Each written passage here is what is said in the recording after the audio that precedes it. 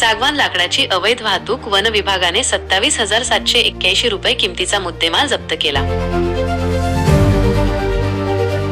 34 नगांसह 2 साग चौपट हस्तगत.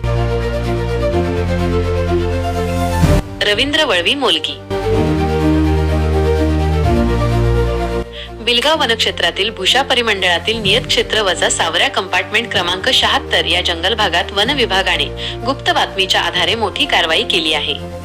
या कारवाईत अवैधपणे तोडलेले सागवान लाकूड, साग दांड्या आणि साग बेलके असा एकूण 27,781 रुपये किमतीचा मुद्देमाल जप्त करण्यात आला.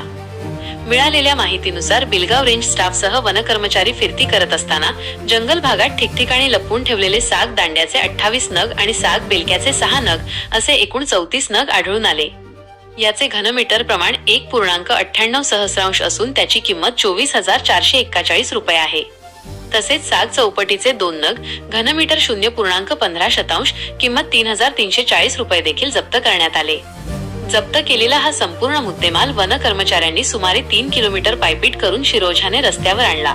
त्यानंतर शासकीय व खासगी वाहनाने तो धडगाव टिंबर डेपोवर आणून पावतीने जमा करण्यात आला.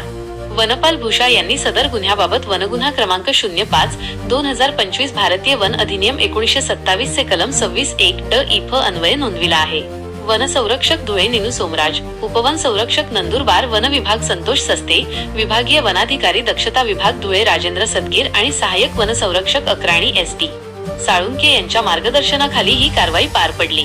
सदर कारवाई वनक्षेत्रपाल बिलगाव चारुशीला काटे यांच्या नेतृत्वाखाली वनक्षेत्रपाल प्रथमेश ढाणे, वनपाल भुशा भरतसिंग परदेशी, वनपाल बिलगाव सुषमा पवार, वनपाल माळ प्रतिभा बोरसे यांच्यासह वनरक्षक मंगेश वळवी, हिम्मत तडवी, पूनम पावरा, ज्योती पावरा, दिलवर पावरा, गिरधर पावरा, दिनेश वसावे, प्रमिला पावरा आणि वाहन चालक योगेश साळवे यांनी यशस्वीरित्या पार पाडली.